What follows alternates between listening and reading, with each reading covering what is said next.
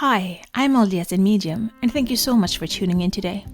I want to try to bring religion and spirituality closer together, and this is what this pod is all about.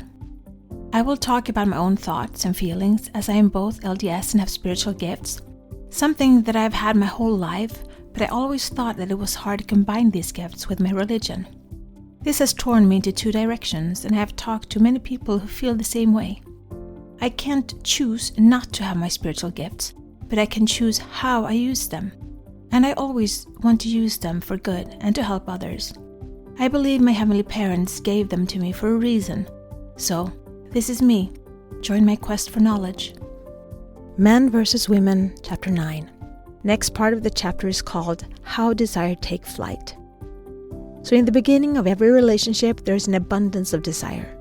If you listen to Gregory Kerman from the Brain Academy, he compares the first love like being high on cocaine, because the brain scans look the same. So the first falling in love phase is like getting high or addicted.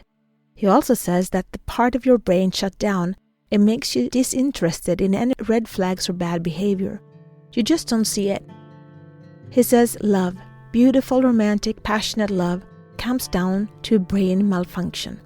That is, from a brain scientist's perspective. Mark says that there is a high level of desire in the beginning of every marriage, but after time it starts to deteriorate due to disappointments and offenses or lack of attention. No one starts out their marriage thinking it will fail, because they are in love and the desire is high. But then you get over the honeymoon phase and into the everyday life, where we assume things and expect things and might not communicate it very well, which leaves us disappointed. I know that feeling.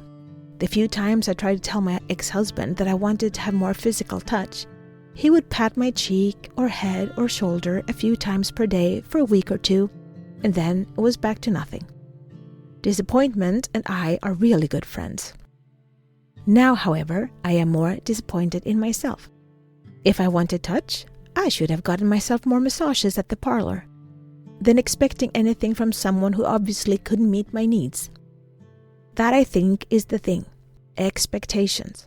It comes from wanting to be validated from the outside when you still don't feel worthy on the inside. So your expectations will never be met, since you are in no condition to fully receive anyway. Quote, "When our expectations are not met, our hearts get sick. Since we can't endure that for very long, we begin to harden our hearts and begin to lose interest in the relationship. Desire retreats." End of quote.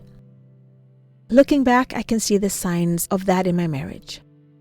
The retreat, emotional abandonment. I was just too burnt out and tired to bother at the time. I always focused on the next life if only we got through this. I'm glad I can laugh about it now, and hopefully my disaster can help prevent someone else's. So what can we do about it? We can reorient our expectations. I can hold myself up to great expectations, but laying my expectations on someone else is not right. By doing that, I set myself up for disappointment. We might view things in a different way based on our upbringing and faith and life in general. So it's important to address this and have a healthy communication about how we can slip into expectations in order to avoid placing disappointments on each other. Next was offense. When we get offended, it breeds hurt and unforgiveness. If we don't let offense go, our heart grows cold and we lose desire to keep the relationship alive. For me personally, I don't think I've really felt offended many times at all. A few, but on the whole, I don't think this was an issue. Well, they did have a way of talking down on my family, which in a way left me offended, even though it wasn't aimed at me. But if I were to ask my ex if he ever felt offended in our relationship, I think I would get a long list of transgressions. In the end, I thought me being alive and breathing was an offense to him. But for me, letting go is a choice. Finding things to be offended about is also a choice. If we look at our partner and believe that they are at the core good and decent people, for me, why not ask, "What did you mean by that?" instead of being offended and hurt. And I'm really working on that with my kids, at work, everywhere, instead of being offended and hurt. And the final is lack of attention. Here I think we were both as bad. I felt neglected, and my way of subconsciously getting even was giving back the same way. No, not really. But looking back, it felt like that was my defensive mechanism. He would come home from work and sit in the armchair playing on his phone. So after a while, I started playing more on my phone. That was one of the things he said when he left, that I was always on my phone playing. But my truth is that he escaped there years before I even started. But I did start, and that is on me. He loved to watch TV at night, and it would have been easy for me to join him. But I didn't really like the shows he watched, and I like going to bed early. But I guess, from his point of view, me never offered to join him or show any interest in doing so made him feel lonely. Yet again, we never communicated at all. It's a miracle we stayed together for 20 years. Jesus said the following, "For where your treasure is, there will your heart be also." In other words, what you treasure, you put your attention to, and your heart will follow, which will lead to you desiring it. Mark goes on, "When we take each other for granted, we lose the desire to keep the relationship fresh and lose the energy necessary to work out our differences when they arise. The reason many relationships die is simply that no attention is given to them and desire is washed away." Mark talks about why his weekend seminars are so good.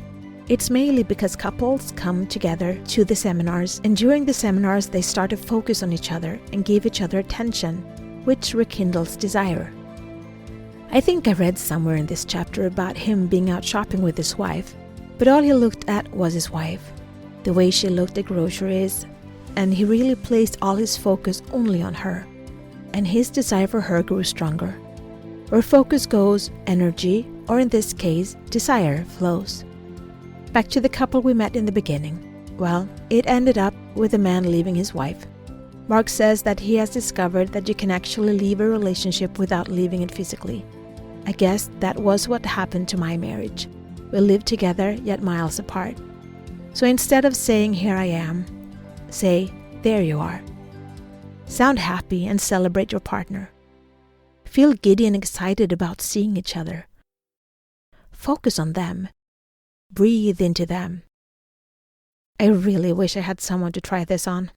All I get is to reminiscence about all I did wrong in the past. But I'm learning so much. Until next time, remember, God is a God who raises the dead. He raises dead marriages too. Quote Mark Gungor. Be the light, share the light, spread the light, shine. This is my journey. Thank you so much for keeping me company today. Please download, like, share, and subscribe, and help spread the light and spread the word to expand our community. Let's bring more love, peace, and unity to this world. Take care of yourself and your loved ones. Always be grateful, kind, and loving. Be brave and remember to step out of your comfort zone and smile.